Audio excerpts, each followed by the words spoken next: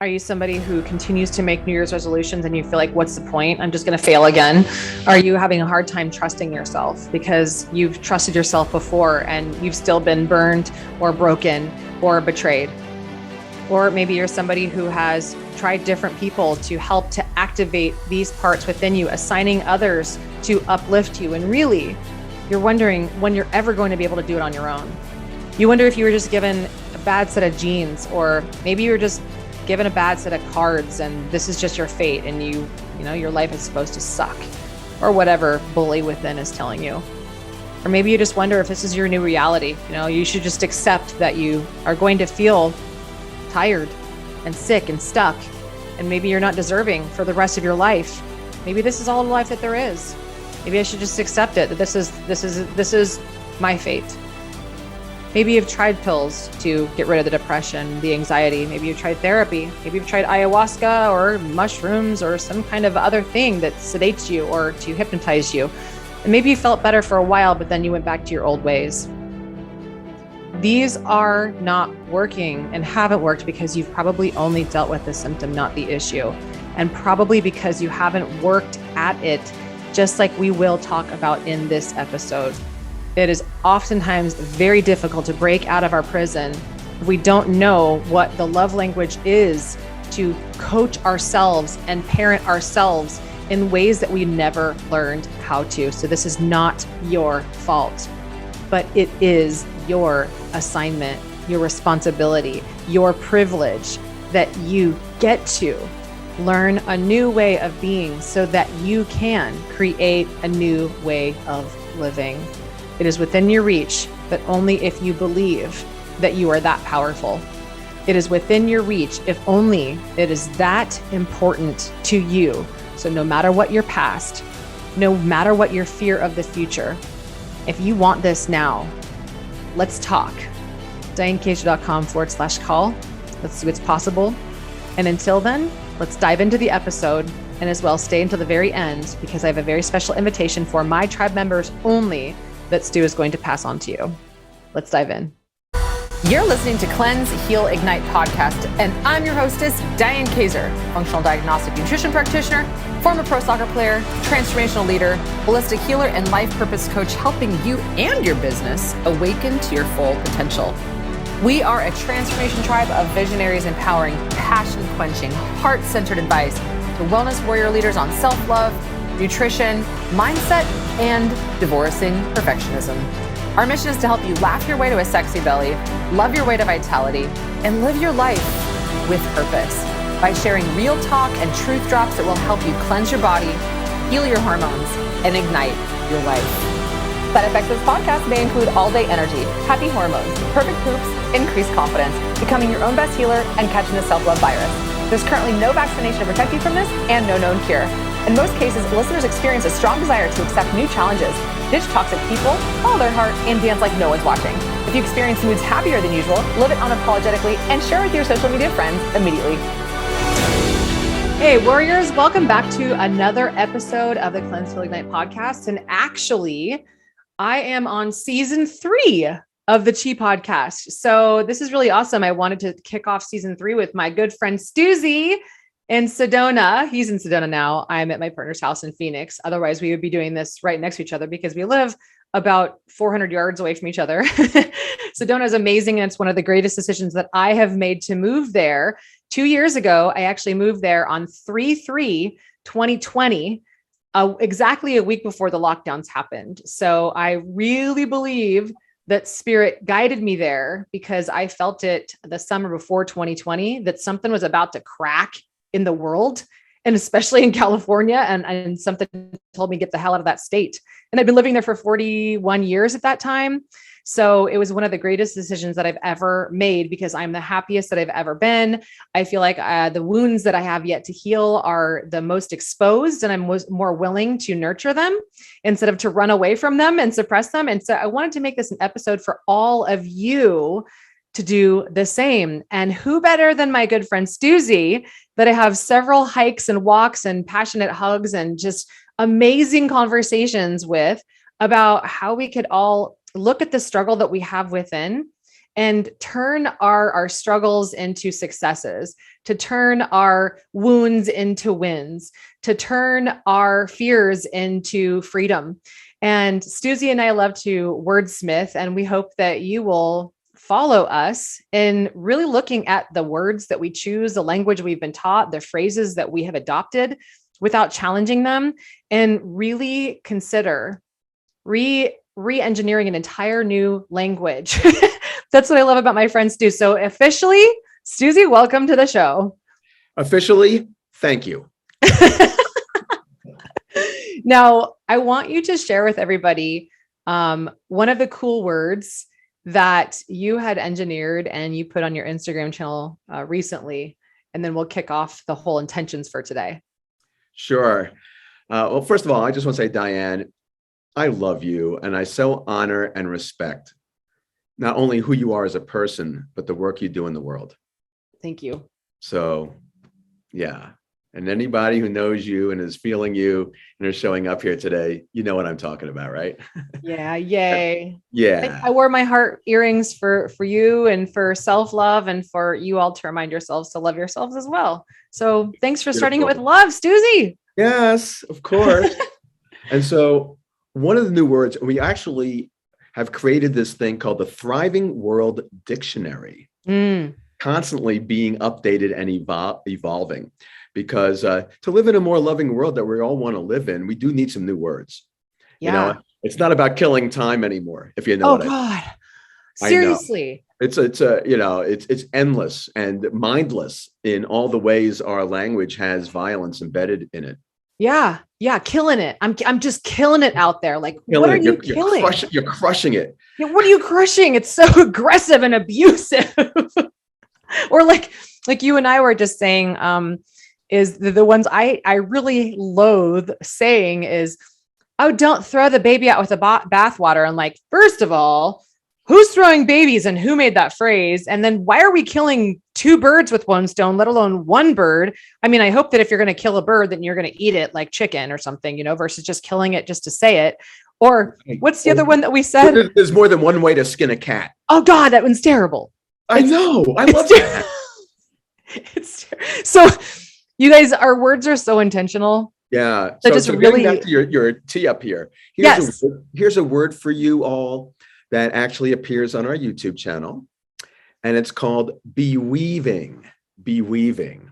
It's a unified state where you can't discern where one ends and another begins. And we shot it in the redwoods because they appear to be individual trees, yet their root structures are completely intertwined.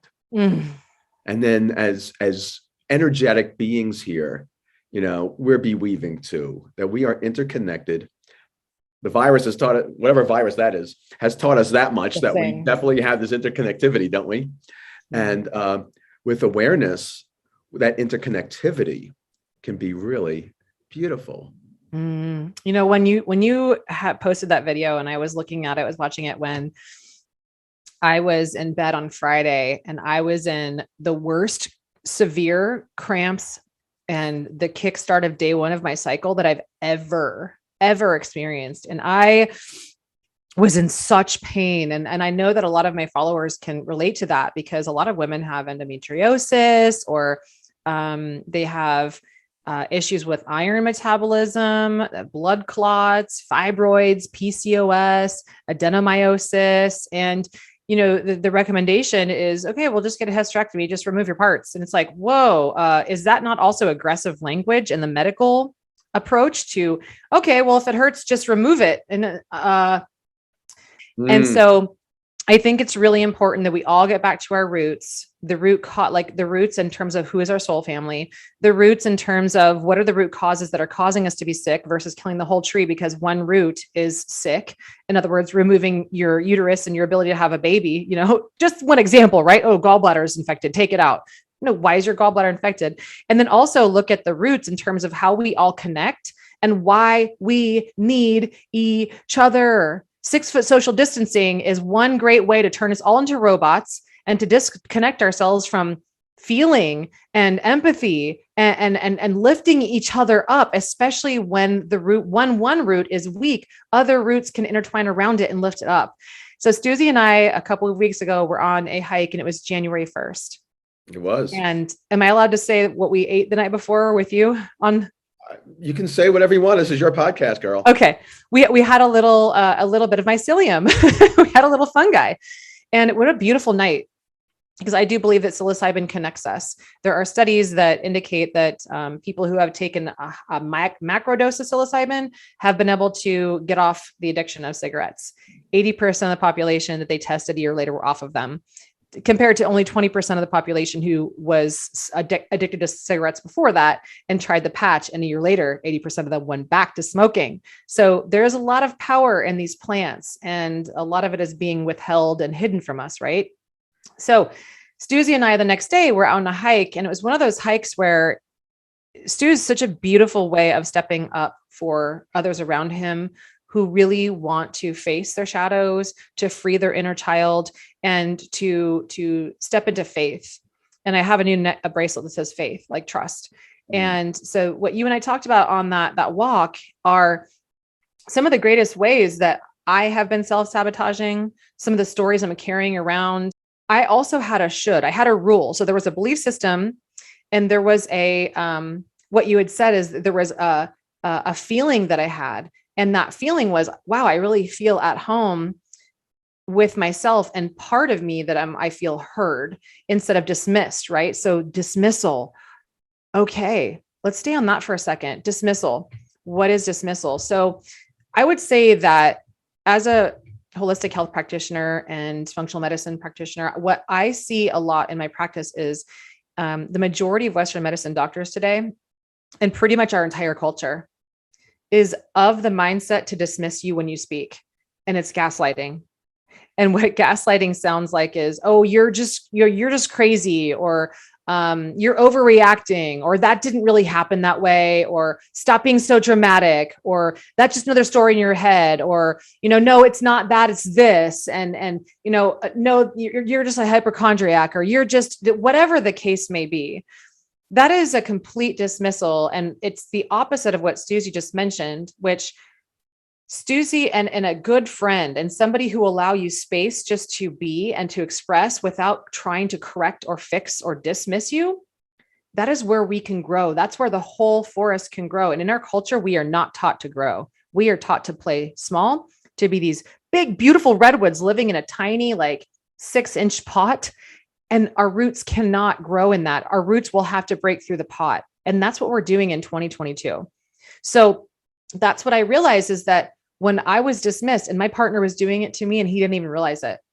So I got to bring it up to him compassionately, that this is how you're talking to me. When I say I feel something and you tell me that that's not how the story went, I'm not saying that you did. I'm saying that I feel this. When you do this, I feel this. And so in realizing that when I totally own my experience of how another person made me feel, I am not PTSDing. I'm not pointing the finger. And I'm just speaking from personal experience. And that helps, because for so many years, Stuzy, and everybody listening, is this you? I used to be very passive aggressive, and still in parts have parts of me inside of me that are this way, would say, you did this, this is your fault. And I realized, where am I getting power from? And when I realized that a lot of my power was emerging from me being the victim, it was a huge slap across my face to wake the F up. Wait a minute. If I get a lot of power from being a victim, AKA victim consciousness, then who am I if I'm not the victim of someone else? Who am I if I'm not living in someone else's shadow as the person who's being beat down by this big bad wolf? Does there really have to be a good guy and a bad guy in every story? And where did this all begin?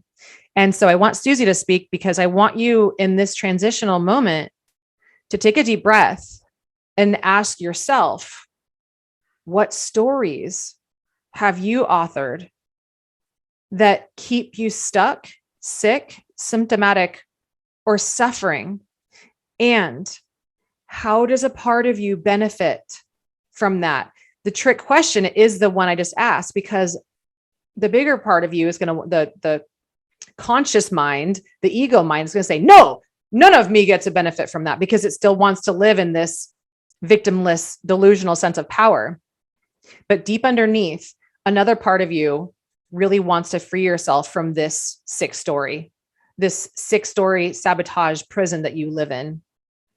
And so if you realize that having a victim story does give you a tremendous amount of power, then the awareness is the key that starts unlocking the prison cell door. And then now we get to start our flight and building your wings that you've never learned to develop outside of having that artificial sense of power for saying, you did this to me, instead of looking at ourselves in the mirror and going, PTF me, not PTFD, point the finger disorder. No, I hurt me. How am I creating this? How am I consistently attracting this? And how can I shift the story and rewrite my life from that point? What you mentioned in your story, as I saw as the shift, was when you used the word compassionately, because we are energetic beings at the core. And we can say, I love you, or I love you. And it's a completely different vibration. When you owned your experience, that you actually didn't make me upset, I noticed that this was my reaction, and you shared it compassionately. I imagine your partner was in a better position to be able to receive you and have deeper understanding of your experience, while not being on the defensive for having been some kind of perpetrator. So this is what I'm inviting in for all of us, is that we all have stories and we all think we know who we are, or more precisely, we know who we've been. And how's it working for us, right? So this is such a great opportunity, as I see it, as part of a global awakening. And one of the things that this very interesting world that we live in now is presenting us with is the sense of being shaken out of complacency, where whatever status quo we've been living in, by and large, has gotten more and more uncomfortable, to the point where WTF, right? And so we have choices. And that's one, if you learn nothing else about this conversation that we're having today, and as a takeaway, please remember that you have a choice in every moment as to what you pay attention to. And I'm inviting you to consider that ultimately you are a beautiful being of light that is truly here wanting to enjoy the blessing of being incarnate on this planet as much as possible, even if at times it seems like a real enigma as to how we go about it. At least knowing in our hearts that this is what we want, and that we are an aspect of something greater, by whatever name we call it: God, Spirit, Source, the universe, the unified field of energy, or Uncle Charlie. It doesn't even matter what it's called. But to the extent that we are all interconnected by it and ultimately inseparable from it, can be a shift in a worldview and how we look at life that can loosen us up enough from our stories and our prior experiences to simply be present and notice in each moment how our bodies respond to life and what we pay attention to and how our body responds. We get a bill that's bigger than we expected, and maybe we're not getting paid as much as we would like. You know, we get the gulp, we get the fear, and we get the shrink, and we start to get a little uptight and get stressed. And we notice that the body is sending us an alarm system. Nothing wrong with it, other than it's telling us that, well, one, we're probably not paying attention to the fact that we're a loving being. we're probably paying attention to, life is really hard. And as an example, so I'm just inviting you all to consider that we are all here to break free from whoever we've been on some profound level and build upon it into something that is truly beautiful, starting with ourselves, that we really begin to treat ourselves with a deeper sense of nurturing, of gentleness, because we all have a bully, right? I know what it's like to call I used to be a money manager in the stock market, go believe. Yeah. And I didn't make money every day. And some days I lost, and some days it felt like a lot. And I used to beat myself up, tell myself things I wouldn't even dare repeat to anybody else. Right. So I know what it's like. I know what it's like, and maybe you do too. Yeah. And, on one level, and there are many ways actually that I've learned how to acknowledge that bully. And by one, I said, okay, what do you got? Just say it out loud or say it internally in ways that you hear it. And let's say you're an effing idiot. Let's start with that one. Right. Okay. What else you got? You're really an effing idiot. Okay. You don't know how to trade. You don't know how to make money. You're not even lovable. This, that, and the other thing. You're not this, you're not that. You're not enough. You're not enough. Okay. What else? After a while, I noticed there was nothing new. It's just repeating itself. And so it's like, okay, what else you got? It's like the news. Yeah, exactly. What else you got? Are you? And eventually, what's interesting, you run out of new insights that are self-deprecating. That there's big old ones that just keep repeating and repeating itself. I say, okay, thank you. Is that all you got? You don't have anything more? You don't have anything new for me? That same old stuff? Thanks for sharing. And what's amazing is that voice, I noticed as I beckoned it further and had nothing more new to say, it actually gets smaller and smaller. And it's like the big bully that has these shadows. Something you may notice is after a while, that bully, what's interesting is it's like in the shadows and it appears to be big and we don't know how big it is. And rather than it being some form of skeleton in the closet that we should be afraid of, I'm really inviting you to consider that it's just old clothes and they just don't fit anymore. Ooh, okay. This is a great segue. I want to show my prison bar image. And I also want to show a couple other images that I've created for this episode. And also I forgot to mention, which I will create a little intro for. So if you're at this part in the podcast, you have already heard it. The reason that I felt inspired to do this episode this week is not only because Stu is having me at his event on Friday, and we're going to invite you to it. And my listeners will get a free entry, which is amazing because it's $22 if you attended live here in Sedona. But if you're in Sedona, then come and it'll be $22. And we'll put the links below so that you guys can see them and you can attend live. And then I'll also have some information. So if you want to watch the replay later of Stu and me and several other, fun, magical people here in Sedona, then you can. So it was one thing that's inspired. And the other thing that inspired me is that when I was on that hike with Stuzy on 1122, which was January 1st, 2022, I realized that there was a rule that I had. And the rule was, I wrote this down. I had a blind spot of victim consciousness frequency, low vibrational frequencies that keeps me from being in my heart and keeps me from ascending into my higher realms of purpose-driven life and what I came here to do.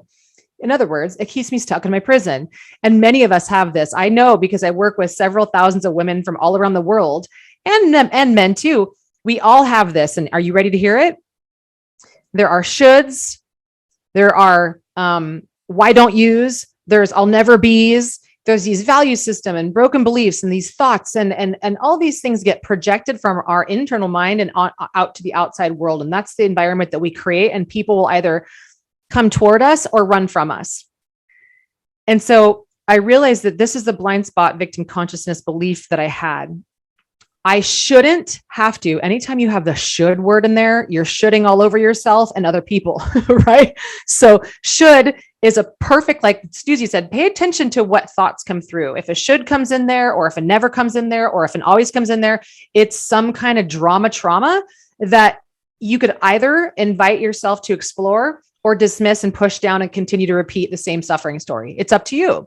Do you want the outcome to be different? Well, just suppress it again. Do you want the outcome, or if you don't want the outcome to be different, then you'll suppress it again. If you really want the outcome to be different, you'll wonder what this is all about. So my should was that I shouldn't have to tell you that I want this or that I feel this way. So Stuzy said to me, Diane, why don't you just, express to him that it would be nice that he would make a kind gesture to offer to do something next time instead of being a passive aggressive bitch.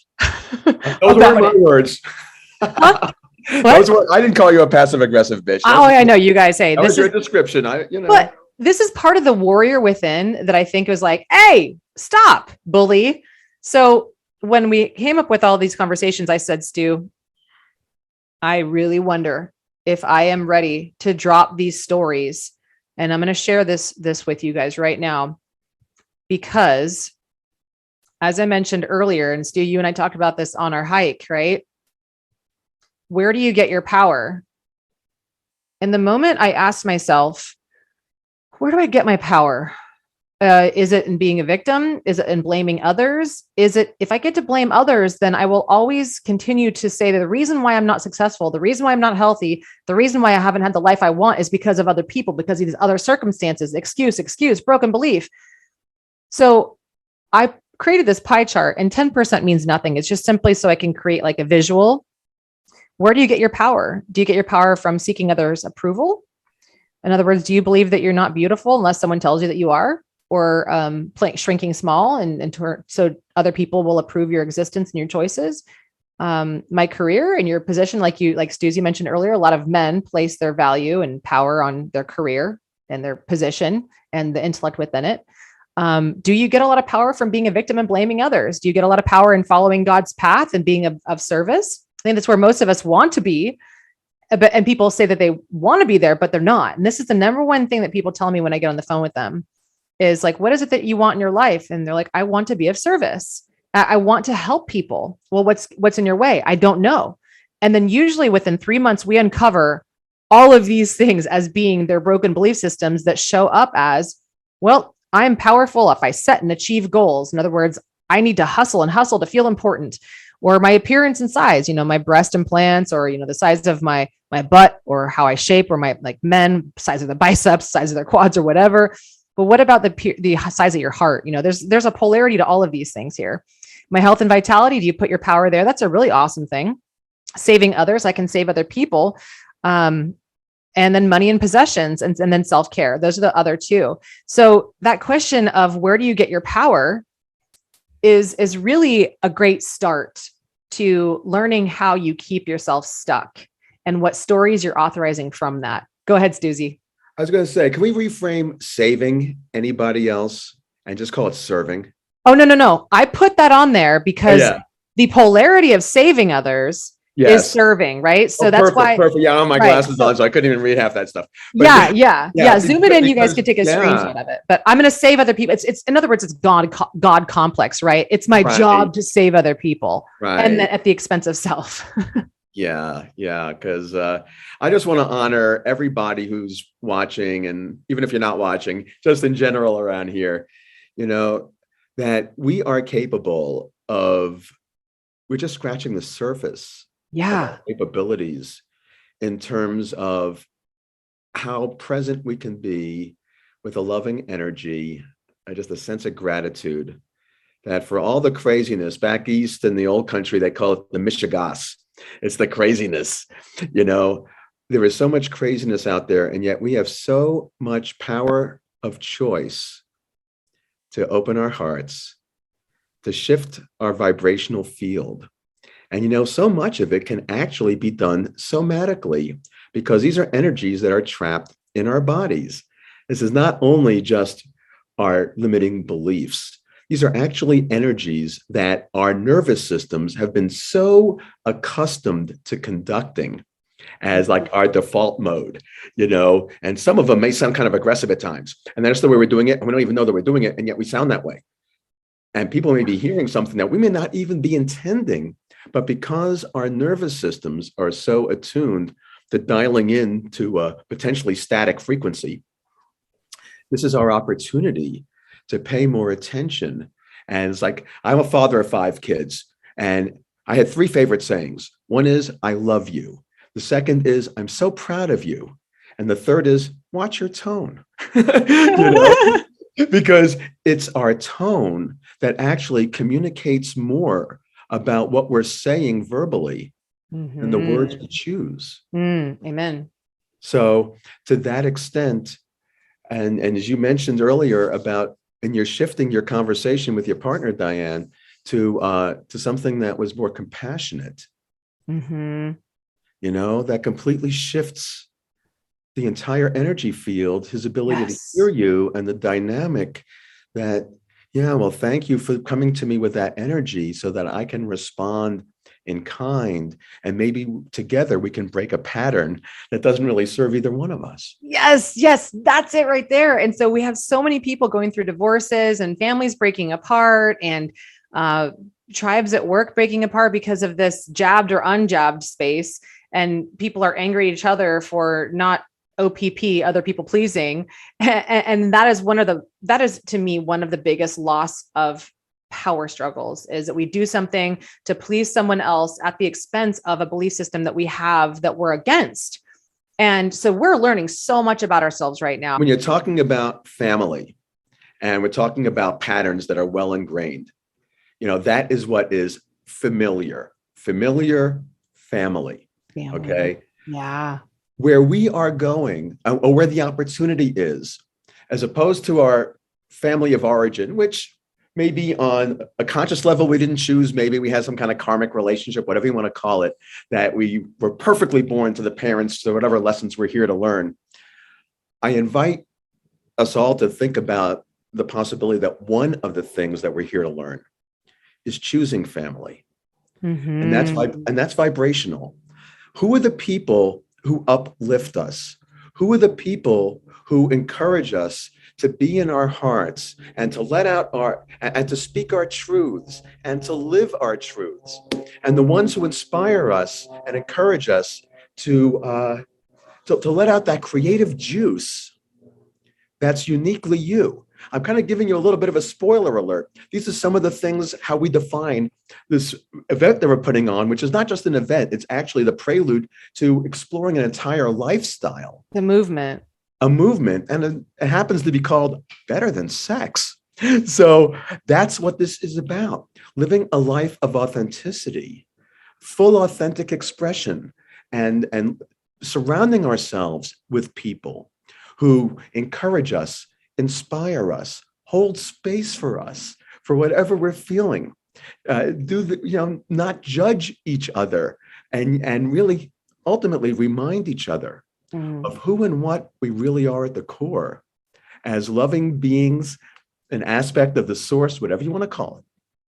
And that it's so easy for us to get distracted from that or to forget that.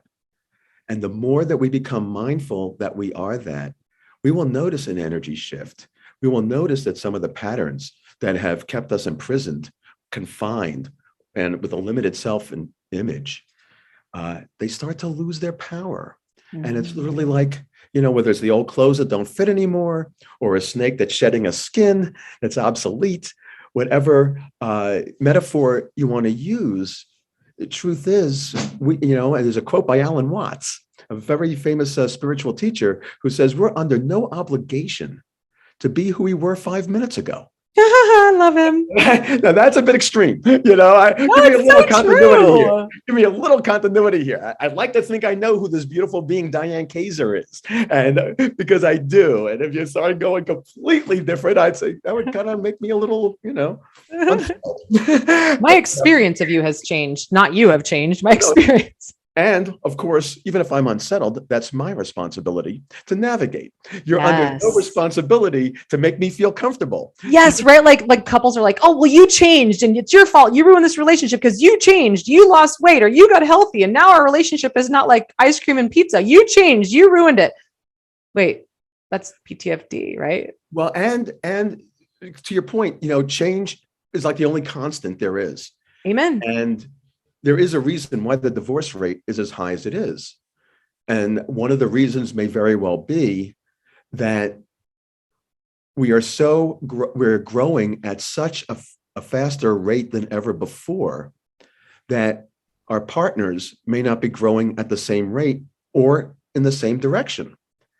And rather than making the other wrong for not being in lockstep, coming to that place of compassion and coming into deeper truth and just saying, I love myself enough. Here's my truth. And, the lessons and the times that we've had together are amazing and beautiful, hopefully.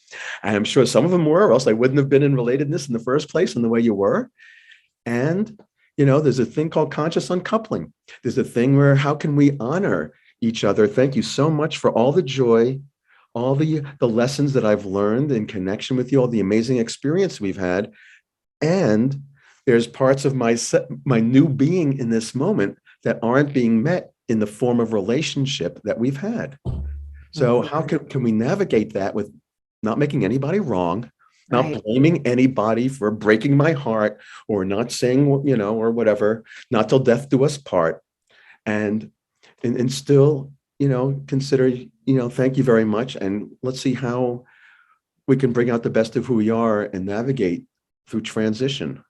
Yeah. Yeah. That's a real thing. And I've seen it for the first time in Sedona, for the first time I've ever seen it, with some couples. And I'm so impressed because our culture has really, really rewarded the ego for the drama of PTSD. Like, you're the bad guy. And, look at every movie. There's a superhero, and then there's a bad guy. There's a villain and a hero. Right.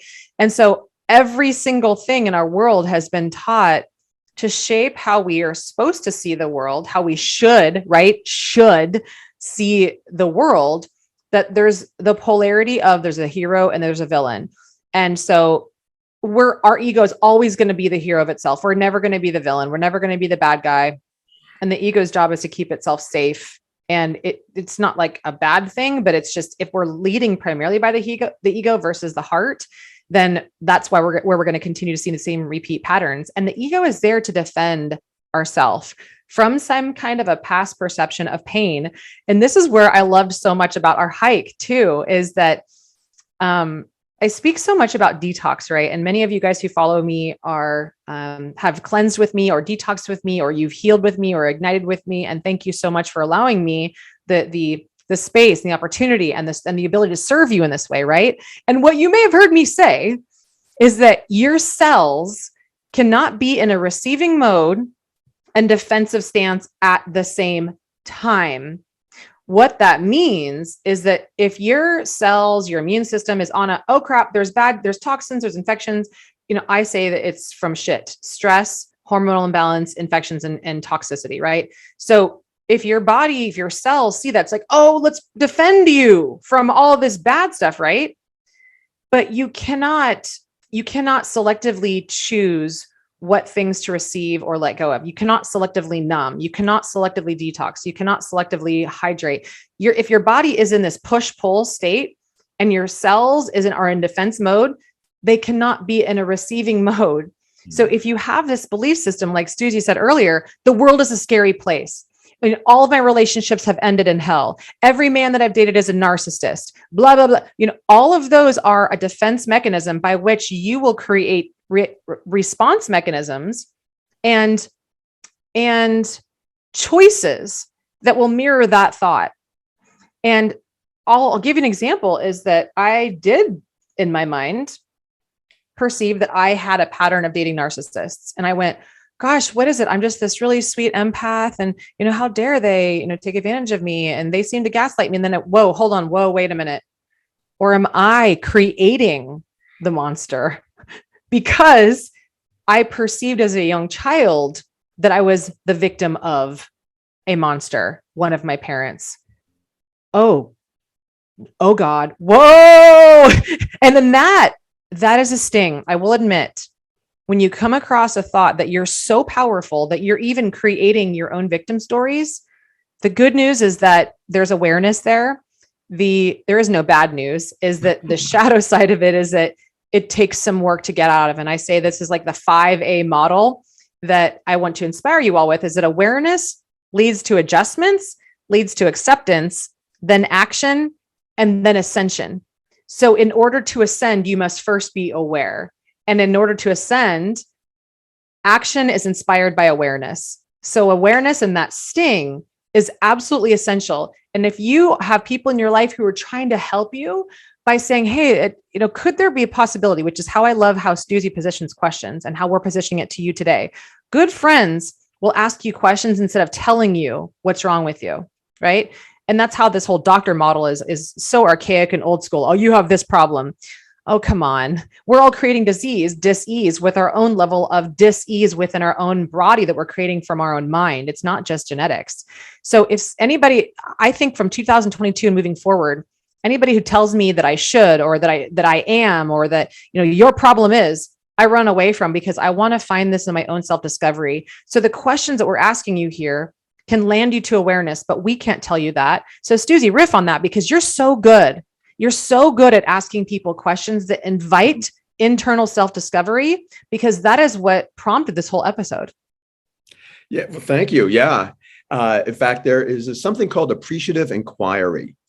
And a fellow named David Cooperrider, a professor over at Case Western, created this entire line of inquiry to really ask questions. In fact, he said we live in worlds that our questions create. So if we ask the question, what's wrong with me? Well, you're going to find plenty of answers. When we ask the question, and to hear the questions that I'm living with, and on a daily basis, it's actually part of a practice. Frequently, I do it in front of a mirror, so I can really look myself in the eye and have my higher self hire my lower self. I love that. And it's a miracle when you're looking in the mirror. It is a miracle or a miracle. And here's one of the questions I ask. How can I be more loving today? I also ask, how can I best serve? Which there's typically overlap in those answers. So that's really, and what would I do if I knew I wouldn't fail? So there are these questions that can really be open-ended. And so I would certainly invite him, not yes, no questions, but rather open-ended questions. If I really loved myself to the fullest, how would I describe myself?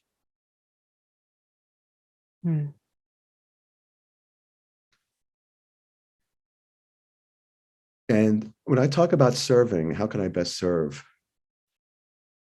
If there's any possibility, and I believe strongly that there is, of a new era of humanity where we are all free to live in our truths and to open our hearts and to let go of a lot of the limiting beliefs and templates and the shoulds that we've been fed and born into, and consider that perhaps we were born and are choosing to live at this time to play a new game of consciousness. I love that. A new game of consciousness. It's not even Game of Thrones, it's Game of Consciousness. And I think that the invitation to consciousness begins with curiosity. It does. Who could I possibly be beyond whatever I've been? Yes, that's it. Beyond love. Yeah. How can I love people, and how can I vibrate at a level that is so delightful that it is inherently inviting and contagious? And what would possibly happen if my heart was so open that the people around me open theirs, and then the people around them open theirs, and the people around them open theirs? What could possibly be the implication of all of this energetic upgrade? A rippling revolt of mass conscious awakening. And I think that it'd be revoltage. It'll be like a revoltage of electricity, and I love it, and vibrancy. I love that. And it's true, because when I pay attention to how you feel, like Stu said earlier a little bit, pay attention to how you feel around others. Do you feel repulsed and repelled, or do you feel uplifted and seen and heard and challenged? And I love people challenging me, but when it comes to being challenged with criticism, it's just a slight tone. Like Stuzy says, is you can challenge somebody to be a better version of themselves, but when you're challenging them with an inner critic and a bully bitch and an ego, that is kind of the way that you were probably talked to as a child. We learn how to talk to other people from how we were talked to, right? Oh, well, I'm just challenging you. No. And I work with my partner on this. I'm like, no, you're challenging me, but you're doing it with this inner critic versus this inner teacher. Right. And so I feel more threatened than inspired.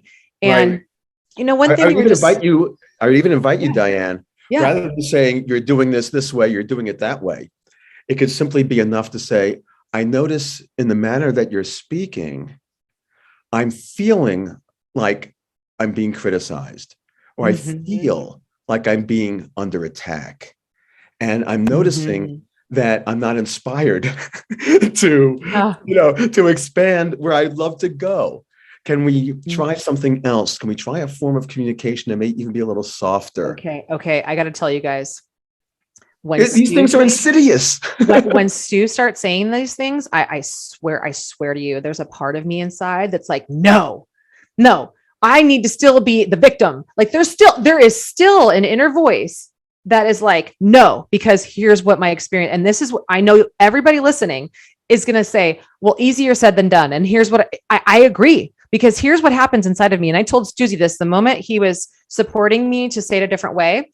There was this internal struggle with this wounded inner child that just wanted to throw a fit. And it was a teenager part of myself, which if we all looked back at the times where we feel like we were really dismissed and traumatized the most, you will find the voices inside you that are still causing you to self-sabotage and push people away and push yourself away from the experience that you really want to co-create with another human, which is really ultimately love. We all want that, right?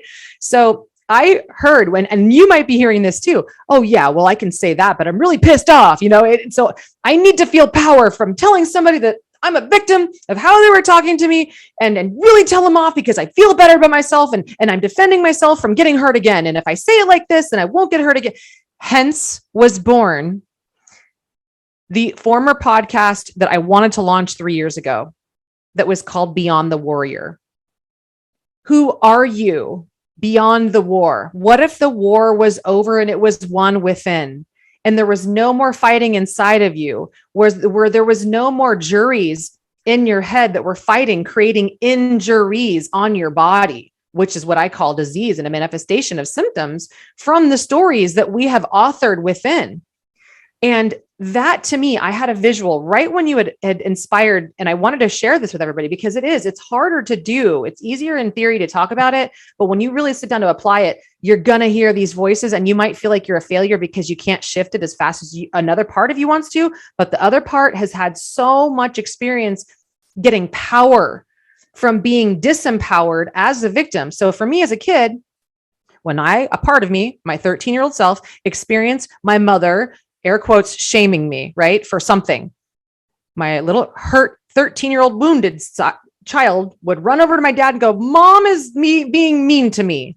And my dad would say, it's okay, honey. She doesn't really mean it like that, but it's okay. Stroke, pet hair, hug, love, reassurance, being seen, being held, being in a family, right? So because I got love out of the weed of the belief that my mom was hurting me, was beating me. I was in pain and I'm being extreme. But this is how that part of our voice hears that. So the way I got love was to be a victim of her. And so I was creating that in my partnership. So I was doing it now in my partnership. How many of us do this? So first, and who wants to undo this? That is right. On one level, that is such an archetypal pattern where victims will get attention. Yep. They will get sympathy. They will get nurturing. They will get coddling. They'll get all these things that are of a version of love. Mm-hmm. And the point that you just mentioned about easier said than done. Yes. It's so simple. What we're talking about is so simple, frequently not easy. And so this is the opportunity for us to treat things like a practice now. Amen. And so if you're going to the gym, you work out, you build muscles over time. Consider that this world is a spiritual gym. Hey, I love it, Stuzy. I love it. Just made that one up. I love it. And that this is our opportunity, that we are being worked out and we are working out every day. And then the question is, can we bring enough mindfulness, enough open-heartedness, enough care for ourselves. So the real first practice, as I see it, is one of self-nurturing, self-care, and self-love. Work in. Yeah, exactly. Before we work out, we work in. Yes. And for me, I do find, and there are a number of ways I do it. One is living in these questions and going to the mirror and speaking to my higher self and making a visual connection with my perception of what my higher self is when I really look into my own eyes and really drop in. And can I see any aspect of eternal intelligence that is beyond this lifetime that I get to connect with and invite that in to be more present with whatever egoic lower self that's trying to make sense out of this world. Wow. And it's a practice, and I'm noticing that for me, it works. And I just want you to know, whoever's watching out there, that maybe one size doesn't fit all. We each will develop our own practices that have the meaning for us. And I feel like we can share our own practices with each other because it may serve and help each other. And I really invite you just to ask, what would my practices be? If I were really to awaken and really to open my heart and to allow myself to be in a more loving presence with deeper gratitude that I get to exist with eyes to perceive greater beauty from moment to moment, what would I do to deepen that awareness? And if you keep asking these questions, you will receive answers. I wanted to make this beautiful point as you were speaking there. The last 4 or 5 years as I've been leading women, and I've been doing this. I've been a coach of some kind for 20 years. In my 20s, I was a wealth management coach like you, and on the stock market, making lots of money, realizing, well, what's this all for? And then in my 30s, became personal trainer, yoga teacher, functional diagnostic nutrition practitioner, detox expert, soon to be naturopathic doctor, and more. And so it went from wealth to health. And now it's synergizing the whole thing real. And now I'm in play. And what I believe that is important for all of us to ask is, where am I trapped, and under whose thumb is it? Who still has puppet strings attached, invisible puppet strings attached to our hands and our feet? And why I brought this up, Stuzy, is that one of the broken beliefs that I still have, and that I'm hearing so many people becoming aware of in 2022. And really, I believe that, thank God, people see COVID and this whole thing happening as a big fat weed that just started growing in our culture. Yeah, it was growing for a long time. It's been happening for hundreds of years before this even happened. This has been going on for a long time. It just looks like the hammer that finally opened up and we're seeing it. However, I believe that there's a massive seed that has been planted, the equivalent of the perceived darkness that this pandemic has been, right? The seed that I see is the growing sprout of awareness that, where have I allowed myself to be a slave to society, or whoever it is that I perceive that knows more than me, or who I perceived as was bigger than me, smarter than me, had authority over me as a young child. And one right now that I'm really playing with, and I'm playing with a lot of people in this practice, in my practice and my clients' practice, where there's always an invitation to play and to perceive within that practice. The thing about healing is that you're never at your final destination. It doesn't just finally one day end. You're a curious student of life for the rest of your life. That's why we came here, right? Otherwise, what's the point of going to class if you're going to snooze in the back? And we're infinite beings. And we're infinite beings. There's no there. There's always the opportunity for greater expansion or awareness of something else. Is there any limit to how beautiful I can perceive you, Diane? Yeah. Is there really? When I finally get there, where? Exactly. Then I'll, when I finally get this, then I'll. And it's so funny. You're so psychic and we're so empathic and so mycelium connected that's exactly where I was going, Stuzy, is you can't rest until you have worked 14-hour days. You can't rest unless you have hustled at the gym. You don't deserve rest until you have hustled your ass off. I got to bring in now one of the universal laws, and it's called the law of unnecessary prerequisites. What does that mean? What that means is you don't have to go, if you want to go to Z, you don't have to do every letter in the alphabet along the way to get there. Ooh. So that means if only I do this, then I'll have that. No, you can actually have that without this. Oh, by the way. Okay. So that's what that means. That means that as energy beings, we pay attention to our loving presence, focus on that, even let go of who did what to whom when, and just say, you know what? Guess what? That was in the past. This is a brand new moment that never existed before. I'm paying attention to something else. I'm paying attention to how I can have my heart open and see people as divine beings and have a sense of gratitude that I'm in this new life right here, right now. I'm not who I was when I was 5 years ago, 10 years ago, 20 years ago, or 30. We're like being reincarnated like every single day. Okay, snakes. So in the same body. And of course, it gets a little different from day to day or year to year, but just the same. Yeah, I think you all get the drift. That we are truly in a brand new era right now. Mm-hmm. Right now. COVID has shaken us out of complacency. We know what we want, even if we don't know how to get it. And now the opportunity for us is to pay more attention to how we feel in our body, to open our hearts, and allow, and even use somatic exercise and shake all the static out and all the things that we can do to feel good within ourselves and start to love ourselves even more. And the more we do that, everything will take care of itself. Oh God, I love it. This is what's possible, everyone. This is what's possible. You literally create from nothing. And that's what we all are. We're all magical beings made to create from nothing. And every day we get to do it all over again. You don't have to keep repeating the same creations that have kept you stuck, sick, suffering, and symptomatic since you were born. Those were mostly other people's stories. Now it's time to recreate your own and author your own. But this is our invitation to you. Take it or leave it. We will see you this Friday, either live or in person in Sedona. I will put the invite, like I said, in the details of this video, and I'll put all the information below as well, including your free invitation with caps lock, I am gifted. In caps lock, everybody. All right, we'll see you there. And for the replay of it beyond 2 weeks, we will also make sure you follow Stu on betterthansex.tv. I will also put this information on my Instagram, which is just Diane Kazer, and you'll be able to find me there.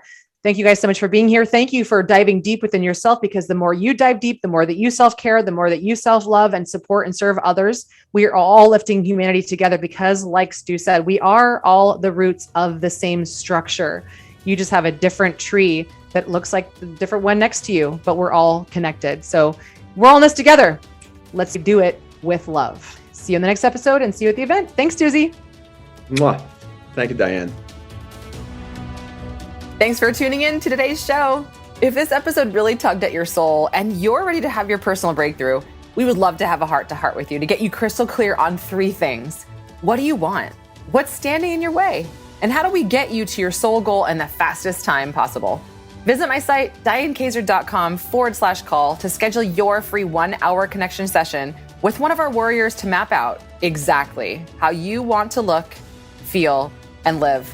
We've helped thousands of women warriors just like you all around the world free themselves from the symptoms and suffering they never thought possible. And you just might be our next success story. Talk soon.